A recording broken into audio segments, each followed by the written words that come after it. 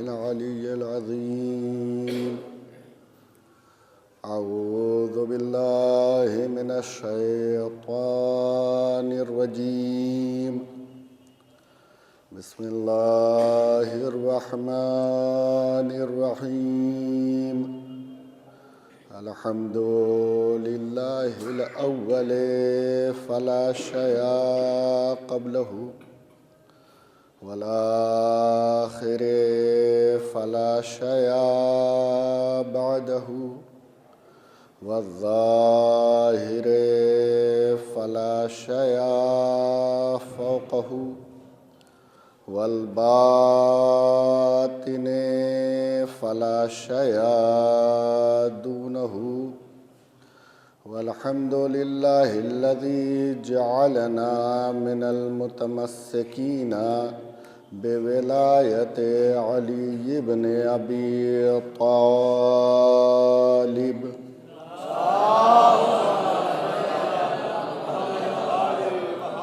ثم الصلاة والسلام على سيدنا ونبينا وشفيع ذنوبنا وطبيب نفوسنا وحبيب قلوبنا بالقاسم محمد وأهل بيته الطيبين الطاهرين المعصومين المظلومين. ولعنة الله على أعدائهم وقتلتهم وظالميهم وغاصبي حقوقهم ومنكر فضائلهم ومصائبهم أجمعين من يومنا هذا إلى قيام يوم الدين. أما بعد، فقد قال رسول الله صلى الله عليه وآله وسلم: فاطمة بضعة مني فمن أغضبها أغضبني. صلوات پڑھ دیں محمد.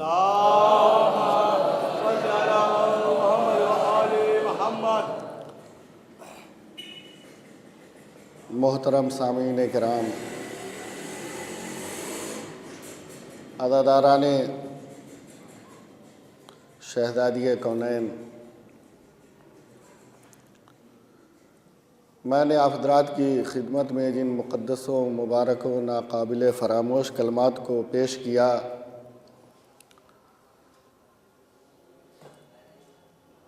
سردار انبیاء، سرکار مدینہ، صاحب معطر پسینہ، انگشت نبوت کا نگینہ، آسیوں کی نجات کا سفینہ، حضرت محمد مصطفیٰ صلی اللہ علیہ وسلم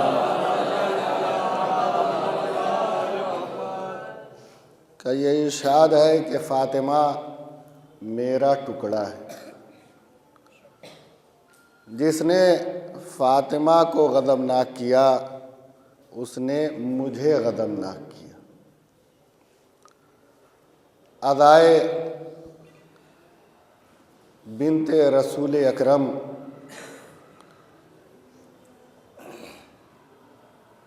دنیا کے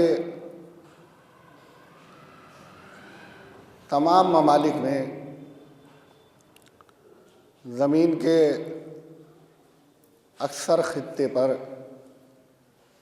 جس طریقے سے آپ کے لال امام حسین کی مجلس ادا برپا ہوتی ہیں، اسی طریقے سے ان کچھ سالوں میں اور خاص طور سے اس سال دنیا کے گوشے گوشے میں، خطے خطے میں فاطمہ زہرا کی مظلومانہ شہادت کی مجلسیں بھی برپا ہو رہی ہیں. آپ اگر غور کریے اور آپ کے علم میں ہے اور ہماری نظروں کا یہ دیکھا ہوا ماحول ہے کہ ابھی چند سال پہلے غم وہی تھا، موقع وہی تھا، تاریخ وہی تھی، لیکن یہ شہادت کی غمناک تاریخ آتی تھی اور چلی جاتی تھی. ہمیں اس کا شعور نہیں تھا، ادراک نہیں تھا، احساس نہیں تھا. اس طریقے سے اس عظیم پیمانے پر اتنی زیادہ مجلسوں کا انعقاد نہیں ہوتا تھا۔ مجلسیں ہوتی تھیں تو ایک ہو جاتی تھیں، بہت ساری جگہوں پر مردوں کی مجلسیں نہیں ہوتی تھیں، خواتین کی صرف مجلسیں ہوتی تھیں، انہی پر اکتفا کر لیا جاتا تھا۔ مردوں کو احساس غم فاطمہ زہرا یوم شہادت فاطمہ زہرا نہیں ہوتا تھا۔ یہ ایک حقیقت ہے جو تبدیل ہوئی ہماری نظروں کے سامنے، اور ہم نے اس حقیقت کو تبدیل ہوتے ہوئے دیکھا۔ بہت توجہ چاہتا ہوں، تو کیا یہ کوئی نیا غم ہے، کوئی نئی تاریخ ہے، کوئی نیا حادثہ ہے، کوئی نیا واقعہ ہے؟ نہیں، واقعہ تو 1400 سال پہلے ہوا، شہادت 1400 سال پہلے ہوئی، تاریخ 1400 سال پہلے کی ہے، کتابوں میں 1400 سال پہلے سے یہ تحریر ہے کہ ان تاریخوں میں شہزادی کی شہادت ہوئی، لیکن ہمارے اندر، قوم کے اندر، فاطمہ زہرا کے ماننے والوں، آپ کے شیعوں کے اندر یہ شعور نہیں تھا، یہ ادراک نہیں تھا، یہ احساس نہیں تھا۔ جو میں بات آپ کی خدمت میں عرض کرنا چاہتا ہوں، آج یہ شعور بیدار کہاں سے ہوا؟ آج یہ احساس کہاں سے ہوا؟ یہ تحریک کہاں سے پیدا ہوئی؟ یہ دل میں جذبہ کہاں سے آیا کہ نہیں، صرف خواتین مجلسیں کر لیں، اس پر اکتفا نہیں ہونی چاہیے، ایک مجلس ہو جائے اس پر بھی اکتفا نہیں ہونی چاہیے، بلکہ دنیا کے گوشے گوشے میں عظیم پیمانے پر ایک تو نہیں، کم سے کم 3 مجلسیں یا 5 ہونے چاہیے، 10 ہونے چاہیے۔ شہزادی کی شہادت کو، آپ کے کردار کو، آپ کے عمل کو، آپ کے اوپر ظلم کرنے والوں کی تاریخ کو دنیا کے سامنے پیش کرنا چاہیے، لانا چاہیے۔ یہ شعور کس نے بیدار کیا؟ یہ تحریک کس نے بیدار کی؟ تو عزیزان گرامی، تاریخ تو وہی ہے، کتاب وہی ہے، واقعہ وہی ہے، حدیث کی کتابیں وہی ہیں، تاریخ کی کتابیں وہی ہیں، لیکن قوم کے اندر شعور کس نے بیدار کیا؟ قوم بھی تو وہی ہے، ماننے والے بھی تو وہی ہیں، عقیدہ بھی وہی ہے، ایمان بھی وہی ہے، جذبہ بھی وہی ہے، عقیدت بھی وہی ہے، لیکن کوئی شعور کو بیدار کرنے والا نہیں تھا، ضمیر کو جھنجھوڑنے والا نہیں تھا، تحریک چلانے والا نہیں تھا کہ جیسے حسین کا غم منایا جاتا ہے ایسے ہی مادر حسین کا غم بھی منانا چاہیے۔ تو عزیزان گرامی، جن کے خلاف تحریک چلائی جا رہی ہے کہ ان سے دور ہونا چاہیے، دیکھو وہ علماء کا گروہ ہے، وہ مراجع کا گروہ ہے کہ نعوذ باللہ یہ مراجع جو ہے مقصر ہے، یہ تمہیں اہل بیت سے دور کرنے والے ہیں، یہ تقلید والوں سے دور رہو، یہ تقلید کرانے والوں سے دور رہو۔ تو میں جو علماء کی اور فقہا اور مراجعین کی شان میں گستاخی کرنے والے ہیں، جو اپنے کو علماء سے اور دوسروں کو دور کرنے والے ہیں، جو مراجعین کے خلاف گفتگو کرنے والے ہیں، میرا سوال ان سے ہے، اگر یہ ولایت کے دشمن ہے فقہا، اگر یہ اہل بیت سے دور کرنے والے ہیں اور آپ ہی اہل بیت کے حقیقی ماننے والے ہیں، تو یہ بتائیے شہادت تو 1400 سال پہلے ہوئی، آج تک آپ سو کہاں رہے تھے؟ آپ کہاں پنہا تھے؟ کہاں مخفی تھے؟ کیوں نہیں آپ نے یہ جرأت کی؟ یہ ہمت آپ کے اندر کیوں نہیں آئی؟ یہ شجاعت آپ کے اندر کیوں نہیں آئی؟ یہ ہمت آپ کے اندر کیوں نہیں پیدا ہوا؟ یہ جذبہ کیوں نہیں آپ کے اندر بیدار ہوا؟ تو عزیزان گرامی، جو شخصیت سوئے ہوئے ضمیر کو بیدار کر دے، سوئے ہوئے احساس کو جلا عطا کر دے، جو غم صدیوں سے صرف عقیدے میں تھا، دل میں تھا، عقیدے سے، دل سے نکال کر جو عمل پہ ڈھال دے، اسی کو مرجع تقلید کہتے ہیں۔ ایک سلوات پڑھ دے محمد و آل محمد۔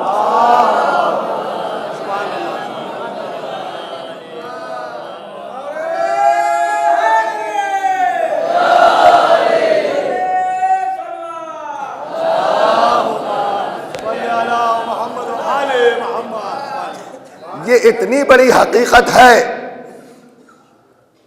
نہ تو کسی ملنگ میں اتنی جرأت ہوئی، نہ کسی اخباری میں یہ جذبہ پیدا ہوا کہ وہ شہزادی کے اس غم کو کتابوں سے نکال کر، عقیدے اور دل کے سے نکال کر منزل عمل میں لے آئے۔ اور کیا خوبصورت اور عارفانہ بات ایک عالم دین نے کہی، وہ آنے والے بھی ہیں انڈیا میں، انہوں نے کہا کہ اگر عزائے فاطمہ زہرا کی مجلس ہے اور یہ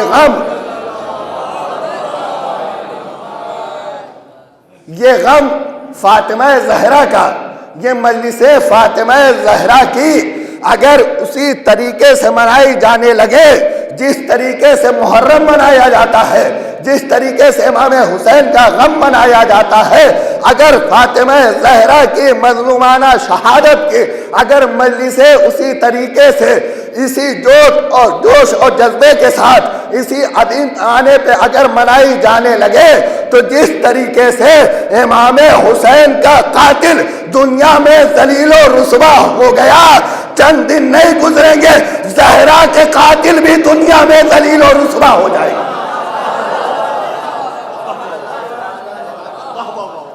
اور یقیناً وہ دن آنے والا ہے کہ جس طریقے سے جب ہم نے محرم کو گھروں سے نکال کے جب ہم سڑکوں پر لے آئے، جب ہم جلوسوں کی شکل میں، جب ہم تابوت کی شکل میں، جب ہم نے لوگوں کے سامنے اس غم کو پیش کیا، اس مظلومیت کو پیش کیا اور یزید کے ظلم کو لوگوں کو بتایا، تو جس طریقے سے نام یزید ہمیشہ کے لیے داخل دشنام ہو گیا، اسی طریقے سے وقت آنے والا ہے ان مجلسوں کے صدقے میں، مراجعین کی کاوشیں اور کوششوں کے صدقے میں، علماء کے بیان کے صدقے میں، قوم کے اس بیدار جذبے کے صدقے میں وہ دن آنے والا بھی ہے کہ فاطمہ زہرا کے قاتلوں کا نام بھی ہمیشہ کے لیے داخل دشنام ہو جائے گا۔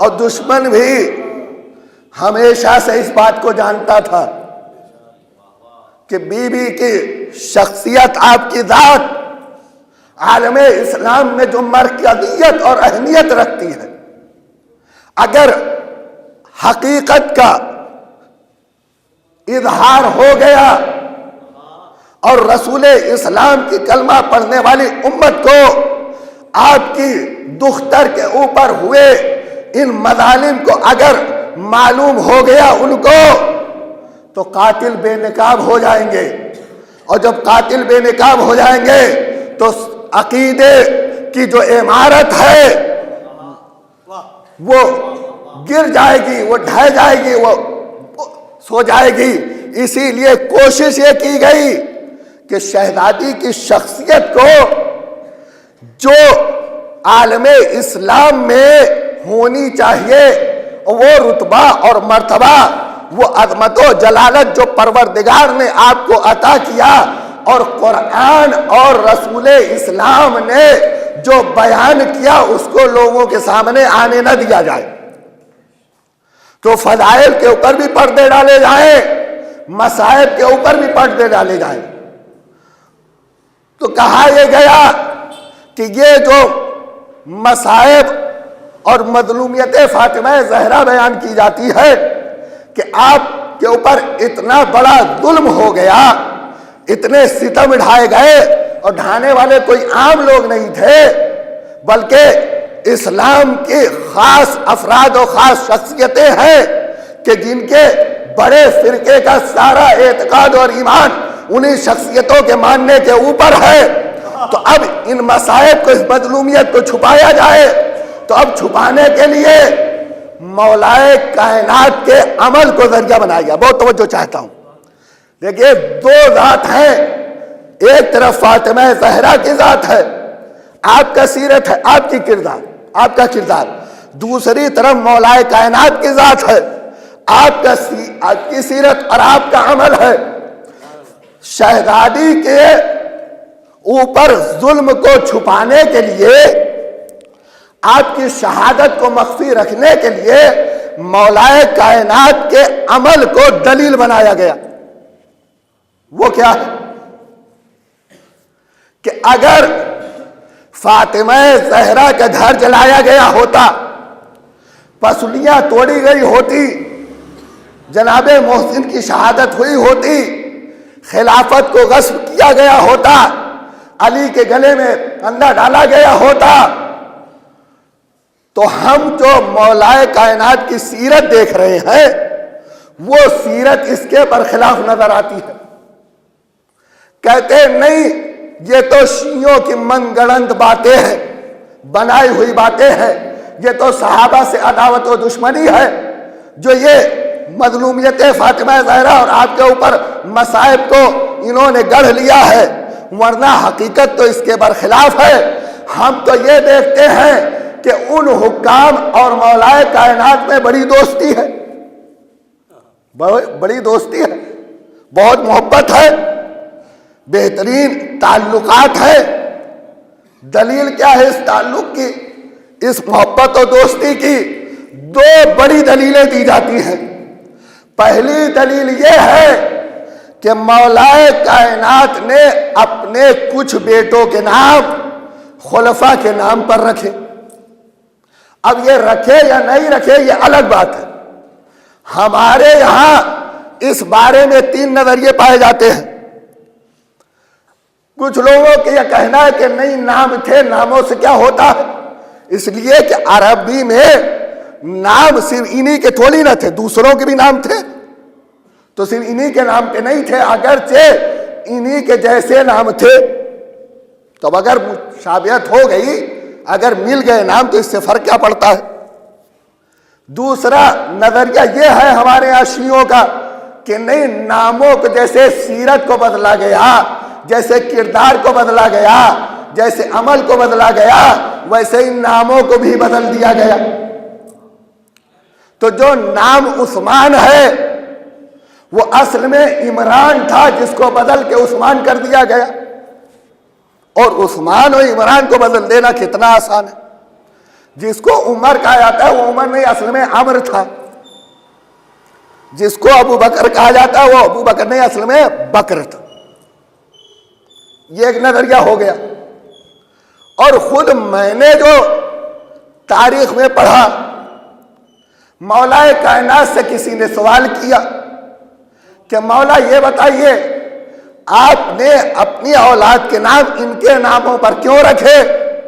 میرے مولا نے عالم الغیب علی نے فرمایا کہ میں وہ زمانہ دیکھ رہا ہوں جب میرے چاہنے والوں اور میرے ماننے والوں پر ظلم کے پہاڑ ڈھائے جائیں گے، صرف نام رکھنے کی وجہ سے شکنجوں میں ان کو کسا جائے گا، گردنیں کاٹی جائیں گی، گھر مسمار کر دیے جائیں گے، بیت المال سے نام کاٹ دیا جائے گا، شہر بدر کر دیا جائے گا نام رکھنے کی وجہ سے۔ تو جب وہ وقت آئے گا کہ جب میرے چاہنے والوں، میرے ماننے والوں پر یہ ظلم و ستم ہو، جب ظالم کا شکنجہ کسنے لگے اور ان سے یہ قسم لی جائے کہ یہ بتاؤ کہ تم ان کو مانتے ہو یا نہیں مانتے ہو، بہت توجہ چاہتا ہوں، ان کو مانتے ہو یا نہیں مانتے ہو، ان سے محبت کرتے ہو یا نہیں کرتے ہو، میں اپنی اولاد کا نام ان کی اولاد پہ نام رکھ کر اپنے شیعوں کی جان بچانے کا ایک ذریعہ پیش کر رہا ہوں۔ جب خنجر ہو گلے پر، جب ظلم و ستم کا ہاتھ تمہارے گلے تک پہنچے اور قسم کھلوائی جائے تم ان سے محبت کرتے ہو یا نہیں کرتے ہو، تم قسم کھا اٹھا کے کہو ہاں میں اس سے بھی محبت کرتا ہوں، اس سے بھی محبت کرتا ہوں، اس سے بھی محبت کرتا ہوں، نام ان کے ہو، ارادہ میرے بیٹوں کا ہو۔ ایک صلوات پڑھ دے محمد والے محمد۔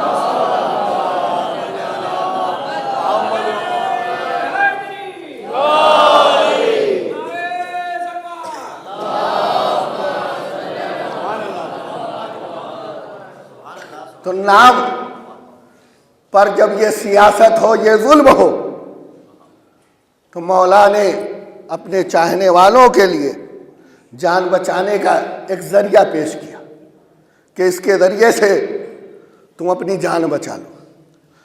تو اگر نام ہے بھی تو کیا یہ نام رکھنا دلیل محبت ہے؟ بہت زور و شور سے، اور آج ظاہر بات ہے جب یہ مجلسیں اتنے بڑے پیمانے پر ہو رہی ہے تو کیا وہ غافل ہیں؟ وہ سوئے ہوئے ہیں؟ نہیں، دشمن ہم سے زیادہ بیدار ہے، تو ان کو ہمارے ہر ایک عمل کا پتہ ہے۔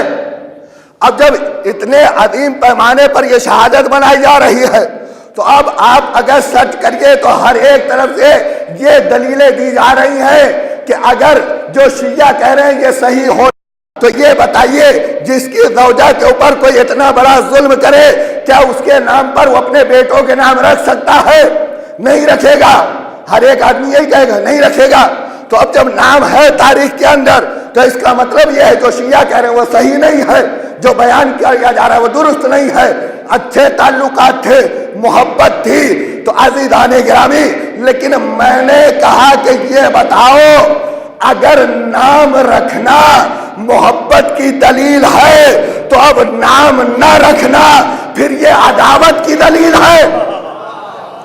نہیں، میں وہاں تک نہیں پہنچا سکا آپ کو۔ اگر نام رکھنا کسی کے نام پر دلیل محبت ہے تو اب دوسرے کے نام پر نام نہ رکھنا پھر یہ دلیل عداوت ہوگی، دلیل دشمنی ہوگی۔ تو اگر تاریخ میں خلفاء اور حکام کے نام پر مولائے کائنات کے بیٹوں کے نام ملتے ہیں اور یہ دلیل محبت ہے تو دلیل محبت بنانے والوں پوری تاریخ اسلام میں سچی کتابیں نہیں، کسی جھوٹے راوی کی جھوٹی کتاب لا کر پیش کر دو جس میں کسی ایک بھی خلیفہ کے کسی بھی بیٹے کا نام علی کے نام پہ ہو۔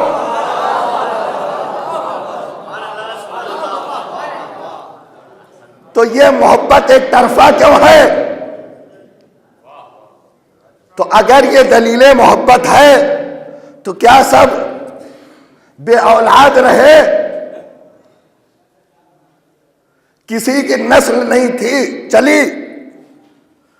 تو اگر اولاد تھی تو محبت کا اظہار ادھر سے بھی تو ہونا چاہیے تھا، تو ادھر سے نام رکھنا چاہیے تھا۔ تو جب نام نہیں ہے تو اس کا مطلب یہ ہے اگر نام رکھنا دلیل محبت ہے تو نام نہ رکھنا دلیل عداوت ہے۔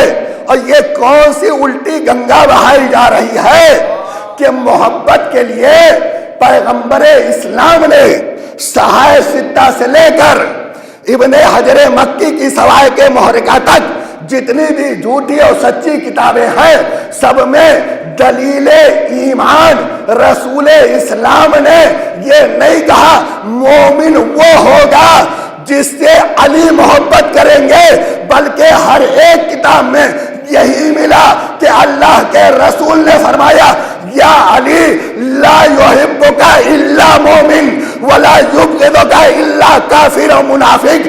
اے علی جس سے تم محبت کرو ضروری نہیں ہے کہ وہ مومن ہو، دلیل ایمان یہ ہے کہ وہ تم سے محبت کرے۔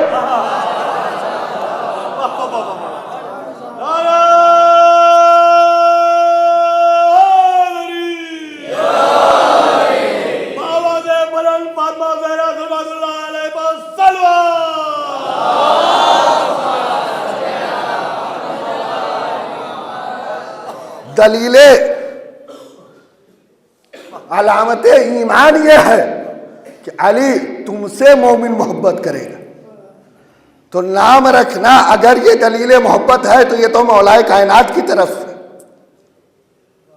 تو علی تو دشمنوں سے بھی، یہودیوں سے بھی، قاتلوں سے بھی، جنگ جمل میں میرا مولا گریہ کر رہا ہے، جو قتل ہوئے، جو مارے گئے ان کے اوپر۔ تو کیا یہ دلیل محبت ہے؟ دوسری دلیل، اگر تعلقات اچھے نہ ہوتے تو پھر علی ان حکام کی مدد کرتے ہوئے نظر نہ آتے۔ جب بھی کوئی وقت پڑا تو علی مدد کے لیے گئے، تو جہاں دشمنی ہوتی وہاں مدد نہیں کی جاتی۔ تو اگر یہ دلیل محبت ہے تو وہ علی پہچانا ہی نہیں آپ نے کہ علی کون ہے اور کس کے نمائندے ہیں۔ علی ہے مظہر صفات الہی، پروردگار کی معرفت کرانے کے لیے آئے ہیں۔ تو معرفت جب اس کی صفات کا مظہر بنے، دنیا ان کو دیکھتی چلی گئی۔ جب کرم ان کا ایسا ہے تو وہ کیسا کریم ہوگا، جب رحم ان کا ایسا ہے تو وہ کیسا رحیم ہوگا، جب یہ ایسے ہیں تو وہ کیسا ہوگا۔ تو اب یہ دلیل محبت نہیں ہے۔ اگر مدد کرنا دلیل محبت ہے تو علی نے تو ابن ملجم کو جام شربت پلایا ہے، تو کہیے کہ اس سے بھی محبت ہے؟ انکار کر دیجئے کہ وہ قاتل نہیں ہے۔ تو یہ جب مدد کرنے کے لیے جاتے ہیں تو اگر کسی کی مدد کرنا، بہت توجہ چاہ رہا ہوں، کسی کی مدد کرنا اگر دلیل محبت ہے تو پھر لکھیے بہت اچھے تعلقات تھے فرعون میں اور اللہ میں۔ فرعون میں اور اللہ تعالیٰ میں بہت اچھے تعلقات تھے۔ وہ جو خدائی کا دعویٰ کر رہا ہے، پروردگار نے اسے کم مصیبتوں میں مبتلا کیا۔ فرعون کو کب شکنجے میں کسا۔ وہ کہہ رہا ہے کہ دیکھو یہ نیل میرے حکم سے جاری ہے، میں ہوں اس میں پانی جاری کرنے والا۔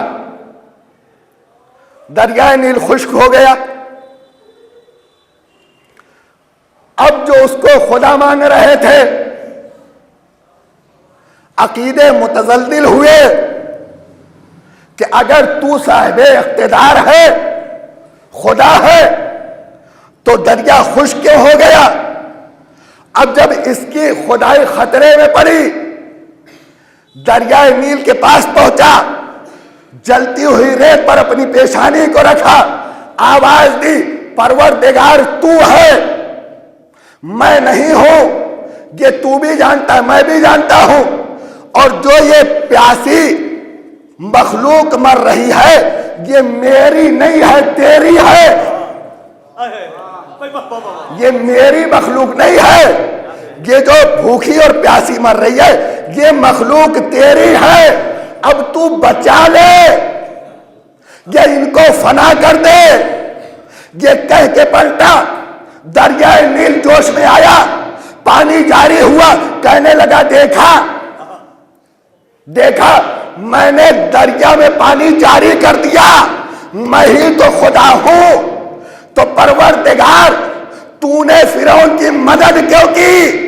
آواز آئی، معلوم نہیں تجھے، اس نے دہائی دی میری مخلوق کی جان کی۔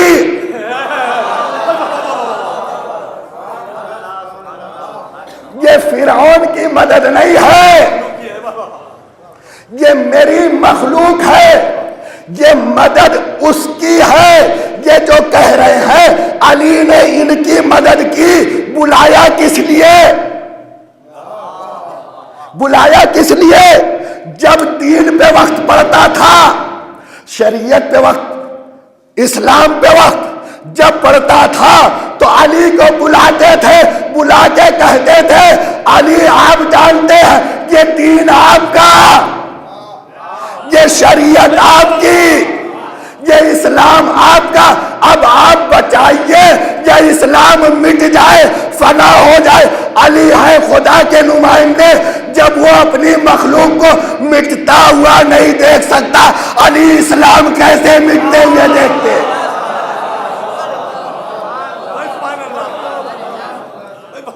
صلوات پڑھتے محمد و آل محمد۔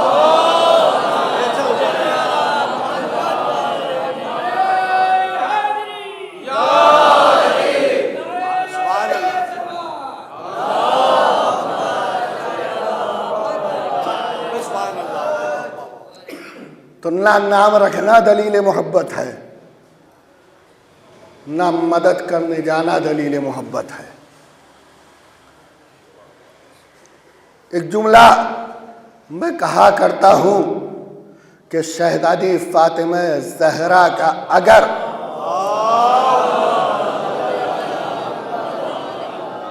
اگر عمل نہ ہوتا، آپ کی ناراضگی نہ ہوتی، آپ کا خطبہ نہ ہوتا، آپ کی وصیت نہ ہوتی کہ میرے جنازے میں شریک نہ کرنا ان لوگوں کو، اگر آج تک آپ کی قبر اطہر مخفی نہ ہوتی تو نہ جانے ہم میں سے کتنے صراط مستقیم سے ہٹ جاتے، عقیدے متدلل ہو جاتے۔ جو دلیلیں یہ دی جا رہی ہیں، اگر صرف مولائے کائنات کی سیرت ہوتی اور شہزادی کی اگر یہ سیرت نہ ہوتی، اقدام نہ ہوتا، یہ قیام نہ ہوتا، یہ خطبے نہ ہوتے، یہ ناراضگی نہ ہوتی، یہ غضب نہ ہوتا، آپ کی یہ شہادت نہ ہوتی، عقیدے متزلزل ہو جاتے۔ یقیناً نہ جانے کتنے جو ہم میں سے نہیں ہے وہ انہی دلیلوں کی وجہ سے ان کو صحیح سمجھتے کہ یہ نام رکھنا یہ دلیل محبت، مدد کے لیے جانا ہے یہ دلیل محبت ہے۔ لیکن اس کے مقابلے میں جب شہزادی کا کردار آتا ہے تو حق اور باطل بالکل دن اور رات کی طرح واضح ہو جاتا ہے کہ جس سے فاطمہ زہرا ناراض ہو تو جو میں نے حدیث پیش کیا فاطمہ بضعۃ منی، یہ شیعوں کی روایت نہیں ہے، مسلمانوں کی قرآن مجید کے بعد ان کے عقیدے کے مطابق جو سب سے صحیح و معتبر کتاب ہے، صحیح بخاری کی کتاب روایت ہے، صحیح مسلم کی روایت ہے کہ اللہ کے رسول نے فرمایا فاطمہ میرا ٹکڑا ہے، جس نے فاطمہ کو غضبناک کیا اس نے مجھے غضبناک کیا۔ یہ صحیح بخاری میں ہے، صحیح مسلم میں ہے، جس نے فاطمہ کو اذیت دی اس نے مجھے اذیت دی۔ اور میں 3-4 حدیثیں آپ کی خدمت میں پیش کرنا چاہتا ہوں، نتیجہ آپ خود نکالیے گا۔ ایک یہ حدیث ہے صحیح بخاری کی کہ فاطمہ بضعۃ منی من اغضبها فقد اغضبنی، جس نے فاطمہ کو اذیت دی اس نے مجھے اذیت دی۔ رسول اسلام کو اذیت دینا، کیا آپ کو اذیت پہنچانے کے بعد، غضبناک کرنے کے بعد کوئی انسان مسلمان رہ سکتا ہے؟ صاحب ایمان ہونا تو دور کی بات، کوئی انسان مسلمان رہ سکتا ہے؟ تو یہ حدیث صرف حدیث بدعیت نہیں ہے، یہ حدیث عصمت بھی ہے۔ یہ حدیث عصمت ہے کہ اگر غیر معصوم ہو تو اس کی ناراضگی رسول کی ناراضگی نہیں ہو سکتی، اس لیے کہ غیر معصوم صحیح کام پر بھی ناراض ہو سکتا ہے، غلط کام پہ بھی ناراض ہو سکتا ہے۔ جس کو اللہ نے نبی بنا کر بھیجا، رسول بنا کر بھیجا، نبیوں کا سردار بنا کر بھیجا، جس کی سیرت قیامت تک آنے والے ہر ایک فرد کے لیے نمونہ عمل ہے، جس کا کردار سب کے لیے واجب الاتباع ہے، وہ رسول کسی غیر معصوم کے فعل پر غضبناک نہیں ہو سکتا، اس لیے کہ غیر معصوم اگر ہے تو وہ کبھی صحیح کام، درست کام کے اوپر بھی غضبناک ہو سکتا ہے۔ خطا ہو گئی، غلطی ہو گئی، سمجھ میں نہیں آیا، نہیں درک کر سکا اس کو، تو یہ دلیل عصمت، حدیث عصمت ہے کہ فاطمہ زہرا کا غضب رسول اسلام کا غضب، فاطمہ زہرا کی اذیت، رسول اسلام کی اذیت۔ ایک یہ حدیث ہو گئی۔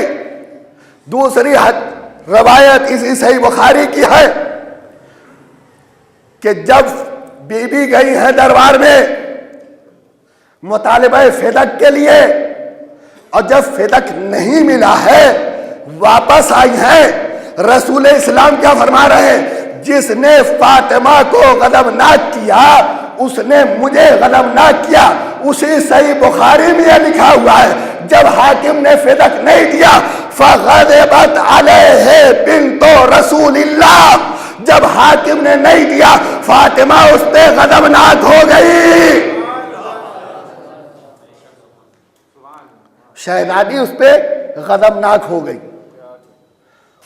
اب یہ دونوں حدیثیں صحیح بخاری کی کہ شہزادی غضبناک ہوئی، اور شہزادی کا غضبناک ہونا رسول اسلام کا غضبناک۔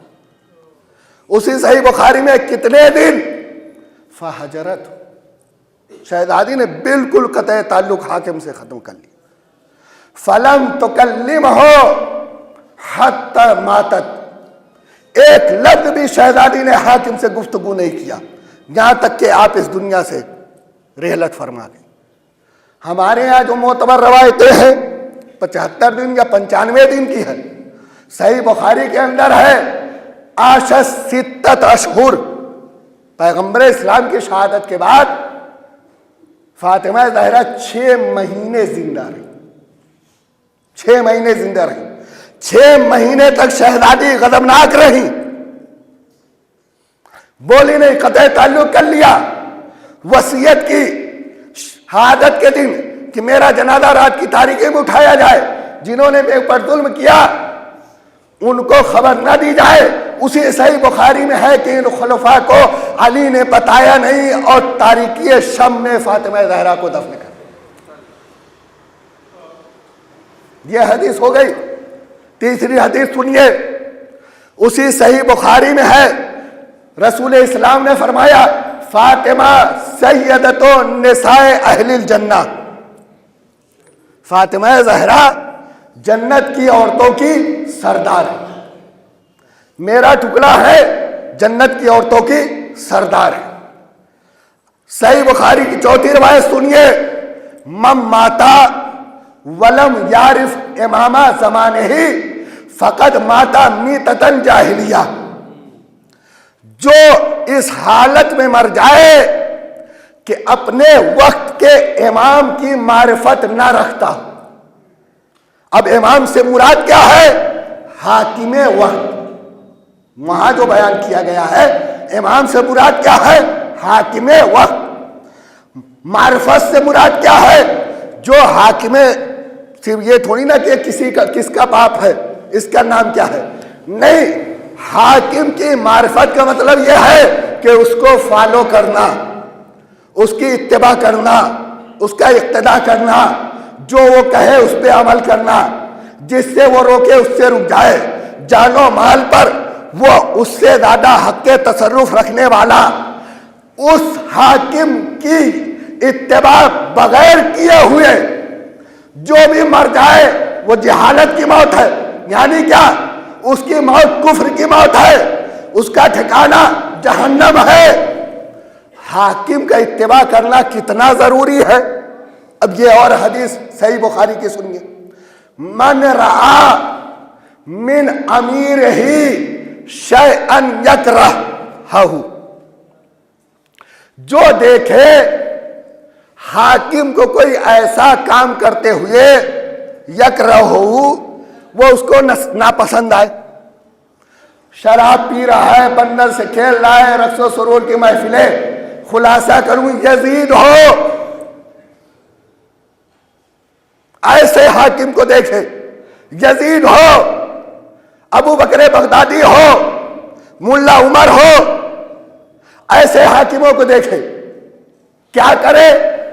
فَلْيَصْبِرْ، خاموش رہے، شراب پی رہا ہے پینے دو، جوا کھیل رہا ہے کھیلنے دو، نماز کو ترک کر رہا ہے کرنے دو، حرمتوں کو پامال کر رہا ہے کرنے دو، جو بھی برا کام کر رہا ہے کرنے دو۔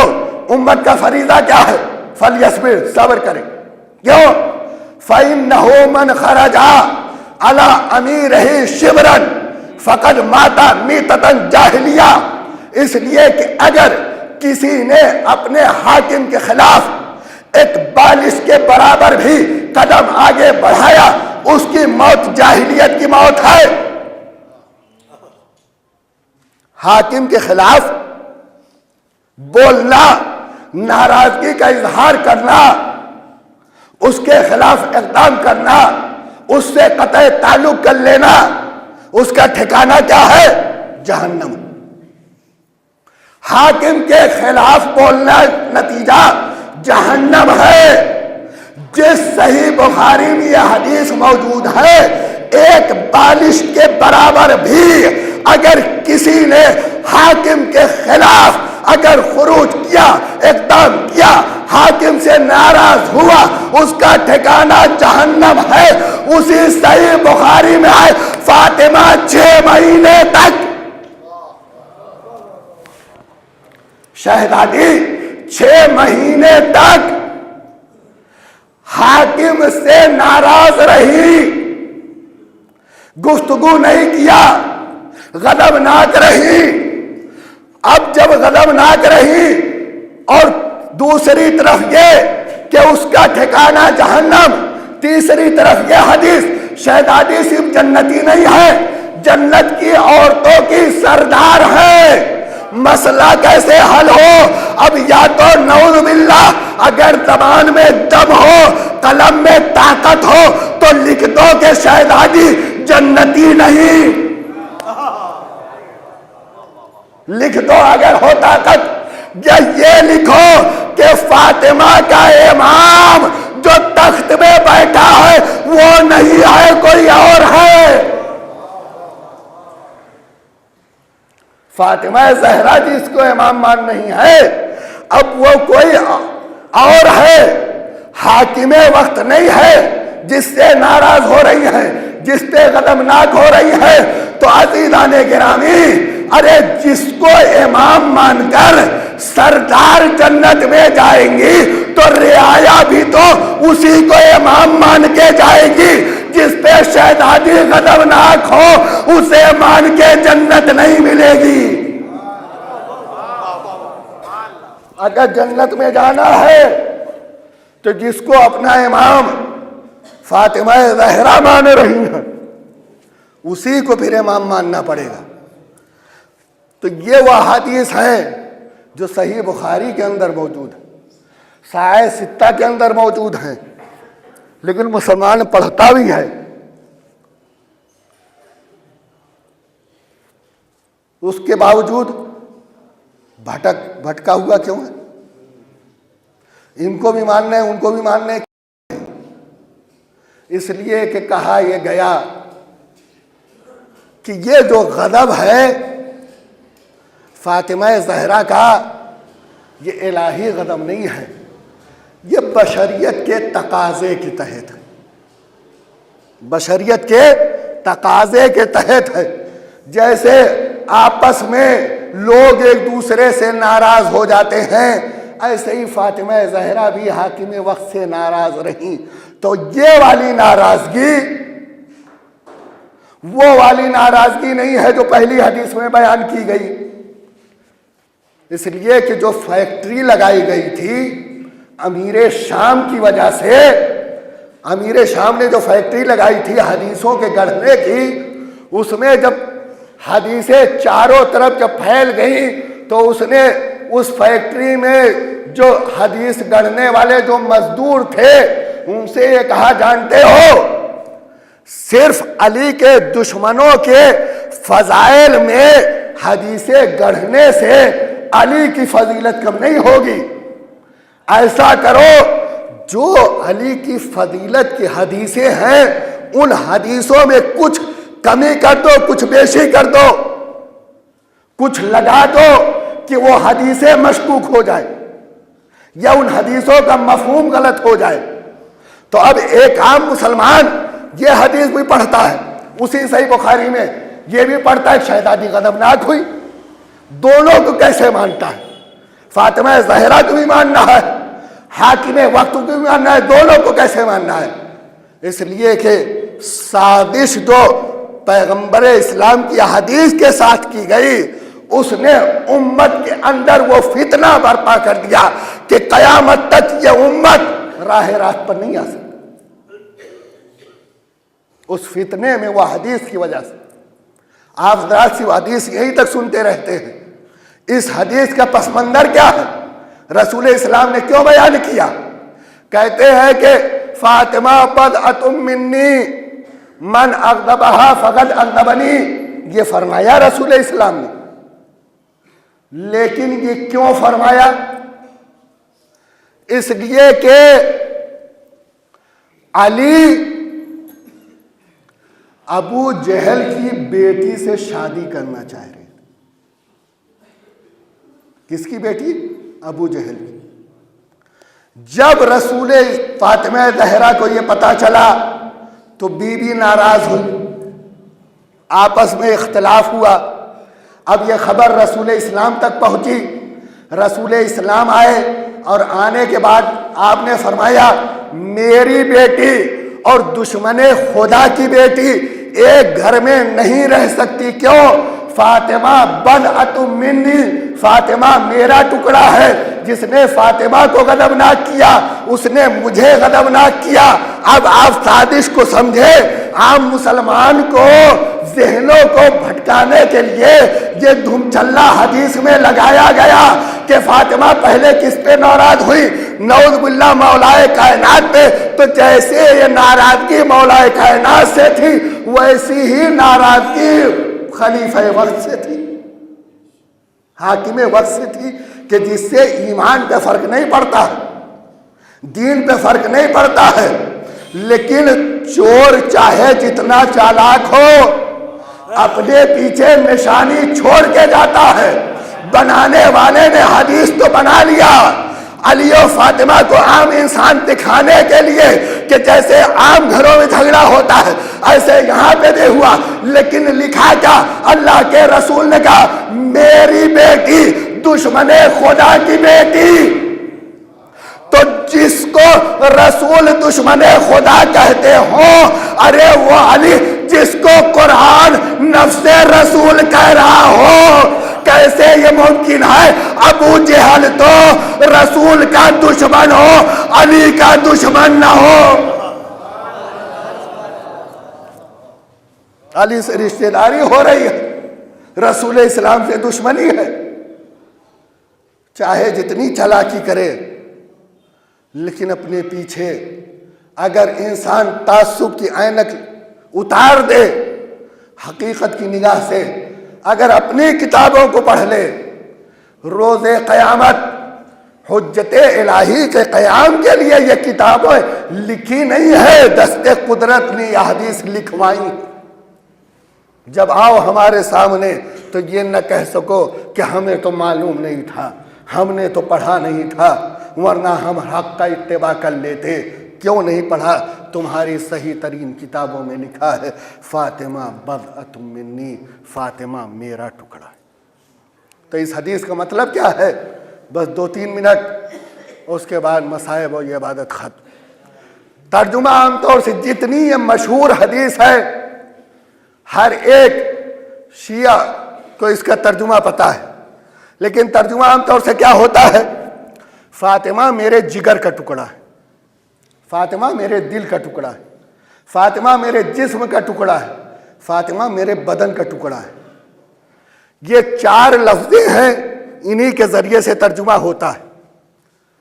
لیکن ایک سوال ہے، عربی داں حضرات موجود ہیں، جامع ابو طالب علیہ السلام میں کے اساتذہ جو عربی میں درس دیتے ہیں وہ تشریف فرما ہے، قبلہ تشریف فرما ہے، دوسرے اور طلاب تشریف فرما ہے۔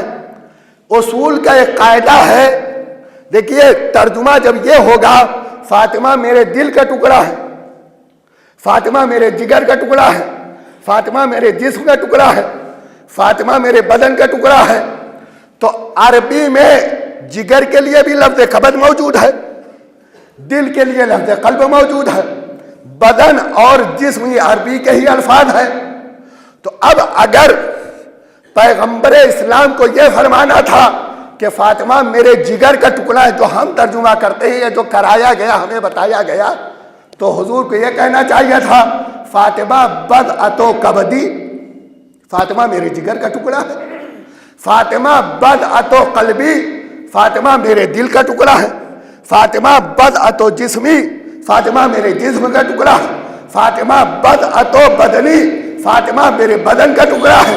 لیکن کسی بھی روایت میں، پوری ذمہ داری کے ساتھ کہہ رہا ہوں، ان 4 لفظوں میں سے کوئی بھی لفظ موجود نہیں ہے، مضاف موجود نہیں ہے۔ تو یہ ترجمہ کیوں ہوتا ہے؟ جبکہ اصول کا قاعدہ یہ ہے، علماء کی موجودگی میں ان کی تائید سے، اصول کا قاعدہ یہ ہے کہ اگر کسی لفظ کو پوشیدہ ماننا ہو تو اصل کیا ہے؟ اصل پوشیدہ ماننا یہ ہے یا پوشیدہ ماننا نہیں ہے، اضمار ہے یا عدم اضمار ہے؟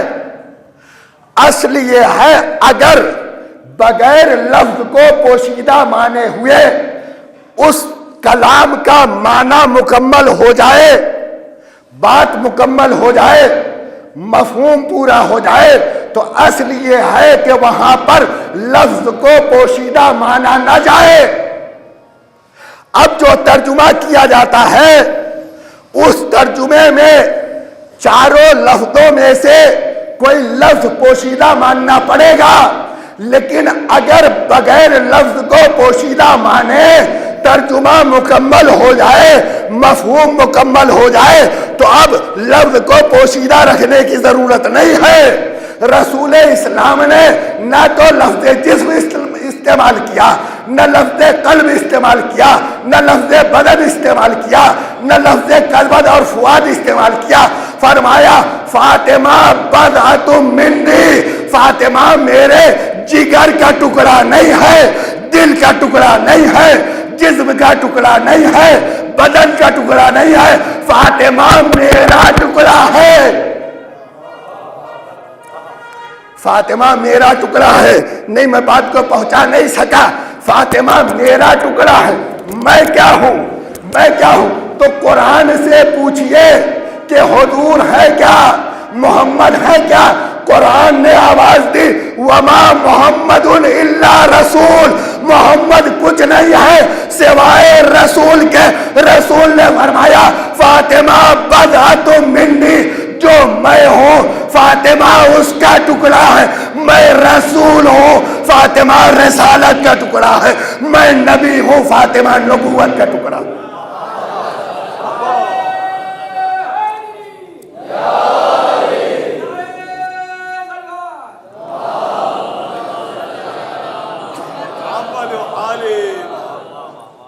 فاطمہ میرا ٹکڑا ہے، میں رسول ہوں، نبی ہوں، معصوم ہوں، نور ہوں، بشیر ہوں، نذیر ہوں، ہادی ہوں، فاطمہ اس کا ٹکڑا ہے۔ اس لیے کہ فاطمہ وہ جزو رسالت ہے جس کے بغیر رسالت نامکمل ہے۔ مختصراً عرض کروں، فاطمہ زہرا کے بغیر رسالت نامکمل ہے، اس لیے کہ رسالت کا فریضہ ہے لوگوں کو ہدایت کرنا۔ ہدایت کرنے کے لیے ہادی کو 2 چیزوں کی ضرورت پڑتی ہے، دین لے کر آتا ہے، شریعت لے کر آتا ہے، احکام لے کر آتا ہے، کتاب لے کر آتا ہے، صحیفے لے کر آتا ہے، قوانین لے کر آتے ہیں۔ صرف کتاب کا پڑھ دینا، قوانین کا بتا دینا، احکام کا بیان کر دینا، اس سے ہدایت نہیں ہوتی۔ اگر اس سے ہوتی صحیفے نازل کر دیے جاتے، کتابیں کافی ہوتی، رسولوں کو بھیجنے کی ضرورت نہ ہوتی۔ رسولوں کا آنا، نبیوں کا آنا، اماموں کا بھیجا جانا اس بات کی دلیل ہے۔ کتابیں تنہا کافی نہیں ہوتی، صحیفے تنہا کافی نہیں ہوتے ہیں، احکام اور قوانین تنہا کافی نہیں ہوتے ہیں۔ ہدایت کے لیے ضروری ہے احکام بتائے جائے، عمل کر کے دکھائے جائے، عمل کر کے دکھائے جائے۔ رسول آئے، احکام پہنچایا، دین پہنچایا، عمل کر کے بتایا، تب تو مسلمانوں میں 73 فرقے ہو گئے۔ اگر صرف بتا کے چلے جاتے تو نہ جانے کتنے ہزار ہوتے. تو اب بتانا بھی ضروری ہے. عمل کر کے دکھایا اور بتایا تب تو اتنے فرقے، اتنے اختلاف. ہر روز نماز پڑھ پڑھ کے بتایا، وضو کر کر کے بتایا. آج تک یہی نہ طے ہوا کہ وضو کیسے کرنا ہے، نماز کیسے پڑھنا ہے، ہاتھ باندھنا یا نہیں باندھنا ہے، کہاں باندھنا ہے. سورہ حمد پورا پڑھ کے الحمدو کہنا ہے یا آمین کہنا ہے. اس کے بعد پورا سورہ پڑھنا ہے، ایک آیت پڑھنا ہے. حج کیسے کرنا ہے، روزے میں کب تک کھانا ہے، کب سے کھانا ہے، لباس اونچا پہننا ہے یا نیچا پہننا ہے، داڑھی رکھنا ہے یا جھاڑی رکھنا ہے. اعتراض کرتے ہیں 11 شادیاں کر لی، 11 شادیاں کر لی. یہ بھی تو دیکھو کیسی کیسی عورتوں سے کی، کہاں کہاں کیا.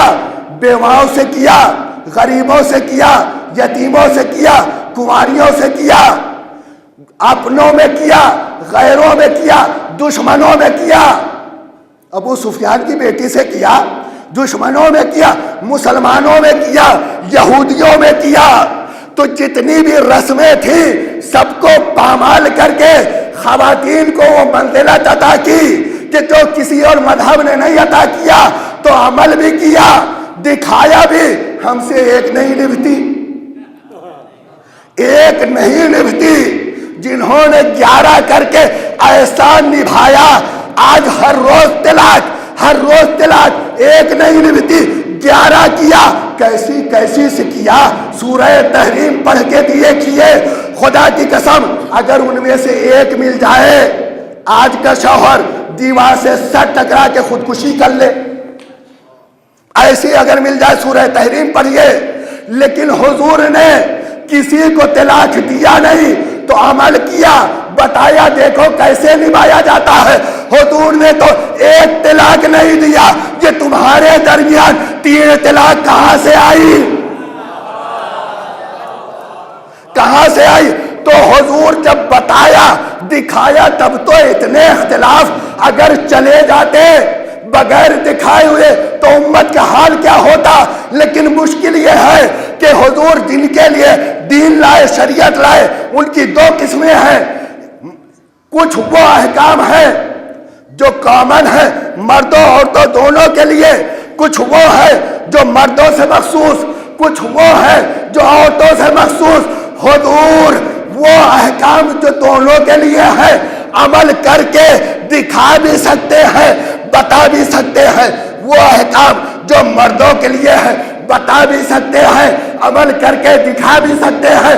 ارے بھائی بیٹا کیسا ہو حضور بتا بھی سکتے ہیں، عمل کر کے دکھا بھی سکتے ہیں. شوہر کیسا ہو بتا بھی سکتے ہیں، عمل کر کے دکھا بھی سکتے ہیں. باپ کیسا ہو بتا بھی سکتے ہیں، عمل کر کے دکھا سکتے ہیں. بیٹی کیسی ہو بتا سکتے ہیں، عمل کر کے دکھا نہیں سکتے.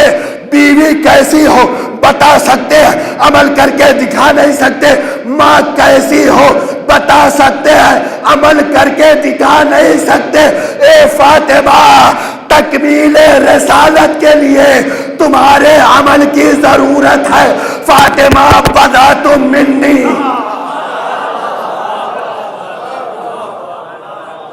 ایک صلوات پڑھ دیں محمد والے محمد.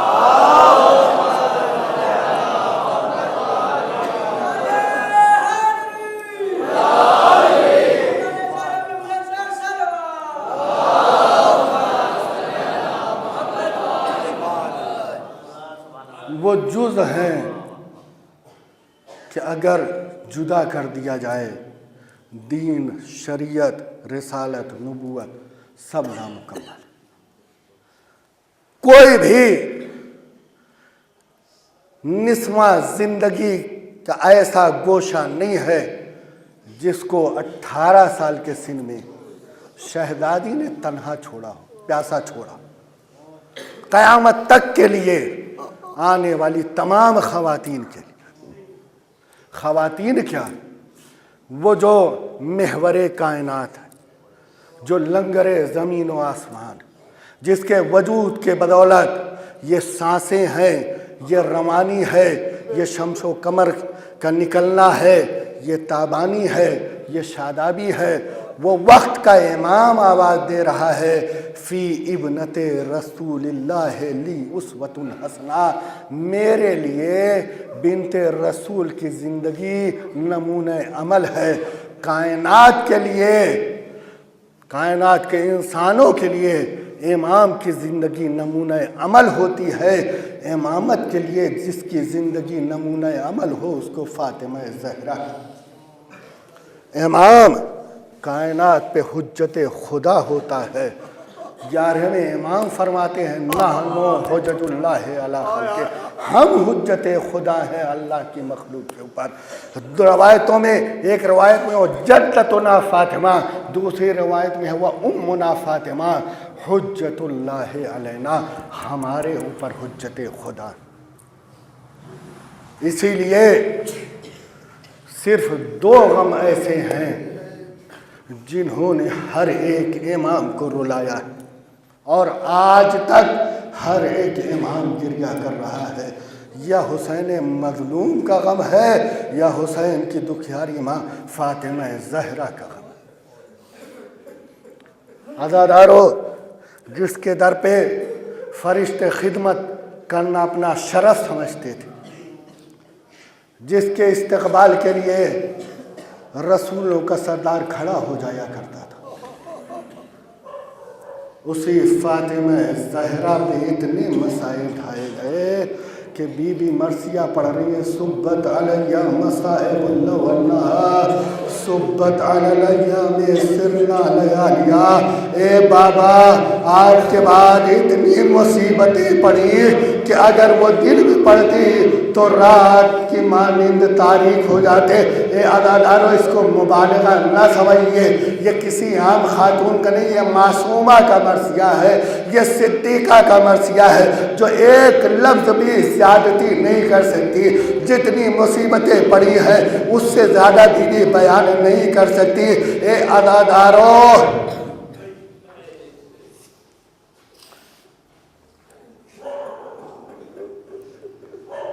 جس دن میں باپ کی نظر میں بیٹی بچی ہوتی ہے، اس دن میں رسول اسلام کی بیٹی ضعیفہ ہو چکی۔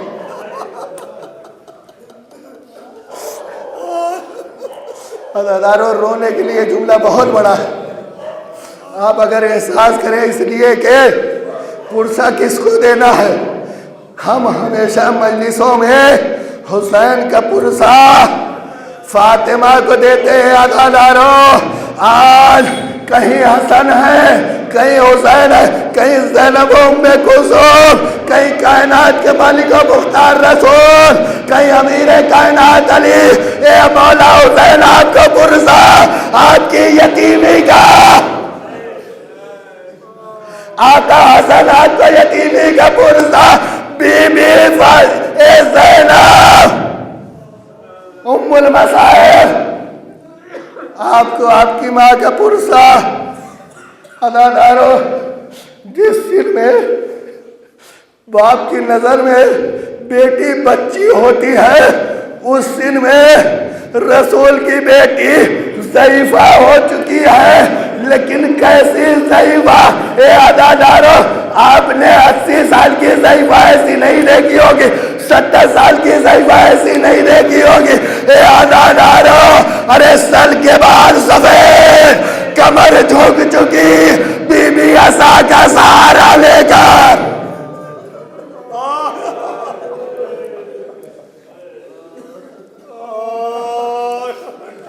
وہ کون سا درد تھا، وہ کون سی اذیت تھی کہ جس نے چند دنوں کے اندر، سالوں مہینوں میں نہیں، چند دنوں کے اندر اس ضعیفی کے مرحلے میں پہنچا دیا۔ عزادارو، کسی نے چھٹے امام سے پوچھا، مولا آپ کے جد علی کو کون سی وہ مصیبت تھی آپ کی جدہ کی جو ہمیشہ رولاتی رہی؟ میرے مولا نے کہا، تو ایسی چوٹ تھی، تو ایسا زخم تھا جو میرے جد کو پوری عمر رلاتا رہا۔ پوچھا وہ کون؟ کہا پہلا ارے پسلیوں کا ٹوٹنا، دوسرا بازو پہ جو کوڑا مارا تھا،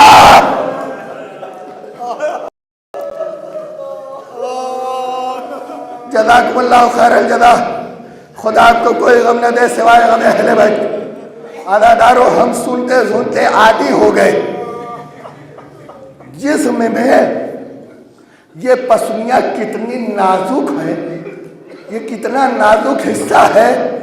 جس کی پسلی پہ ہلکی سی چوٹ لگ جائے، ذرا اس سے پوچھئے. آغا انصاریان ہے، بہت بڑے عالم ہیں ایران میں. تہران کی مسجد میں انہوں نے مجلس فاطمہ زہرا پڑھی، اس میں مسائل پڑھا. مجمع بے آشا رو رہا تھا. مجلس ختم ہو گئی، سارے مجمع خاموش ہو گیا.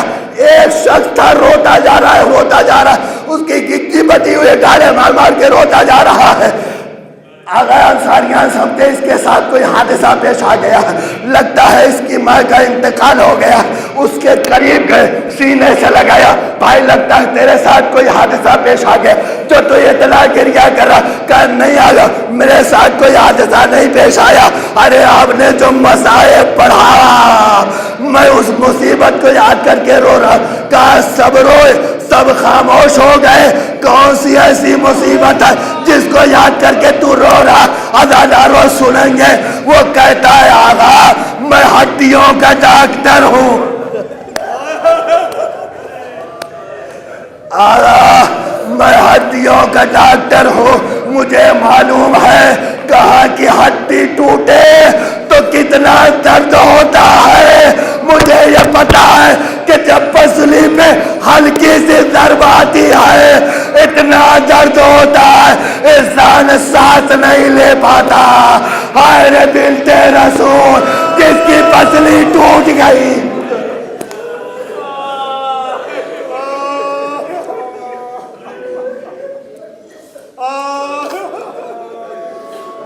صرف پسلی ٹوٹی،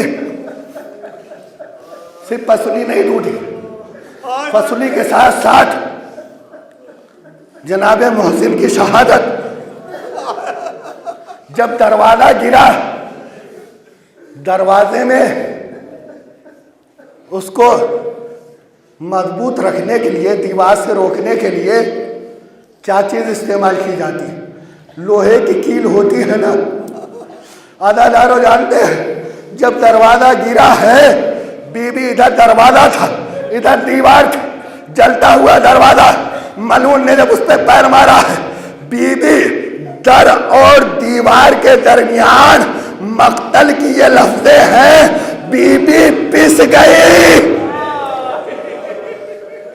جب پس گئی، آیت اللہ کمپانی اصفہانی اپنے مرثیے میں نقل کرتے ہیں، ارے بی بی کی جو مصیبت ہے، دروازہ گواہ ہے، خون گواہ ہے، دیوار گواہ ہے، یہ تین گواہ ہے. یہ تو میں جانتا ہوں. اس کے بعد کہتے ہیں جو دروازے میں کیل تھی، لستو ادری، ارے مجھے اس کیل کے بارے میں کچھ نہیں پتا ہے. سلسلہ رہا خزینت الاسرار، اگر تو پوچھنا ہے اس کیل سے کہ اس نے کہاں زخم پہنچایا، ارے فاطمہ سے پوچھو جس کے سینے میں وہ کیل چبھی.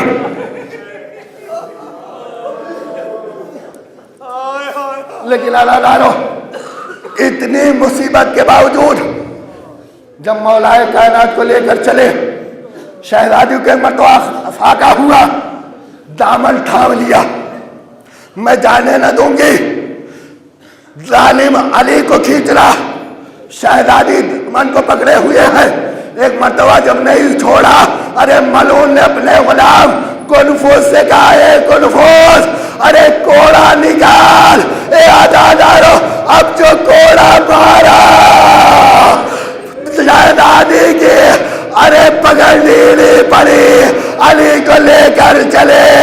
جانتے ہیں ایسی ضرب تھی کوڑے کی جب تک بی بی زندہ رہی دائنے ہاتھ سے تسبیح نہ پڑھ سکی. اے عزادارو اتنے غموں کے ساتھ بنت رسول رخصت ہو گئی، لیکن ظالموں کو اتنے ہی پہ چین نہ آیا، عزادارو آپ مجلسیں سنتے چلے آ رہے ہیں، یہ وہ غم کا وقت ہے۔ شہزادی کی شہادت تو دن کے وقت ہو گئی تھی نا۔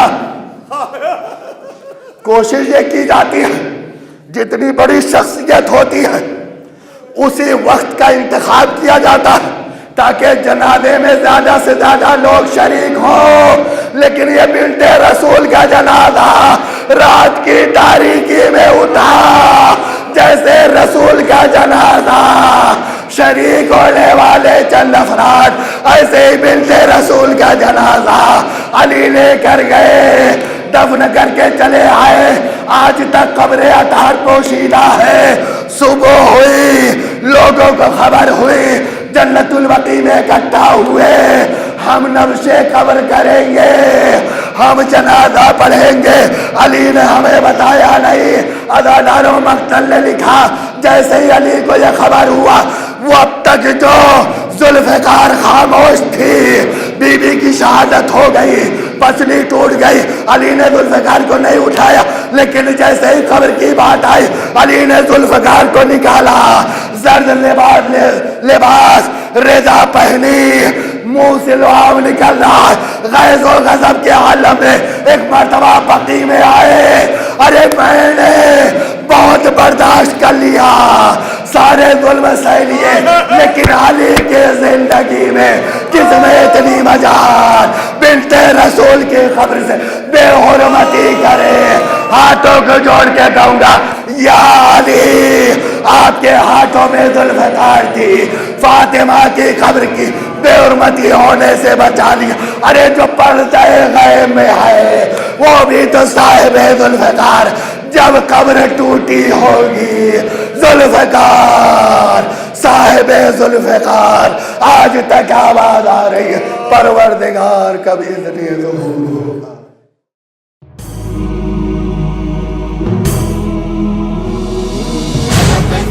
حسيني طفل حسيني، هذه كربلاء علم في يميني، هذه كربلاء علم في يميني، أنا طفل حسيني، أنا طفل حسيني.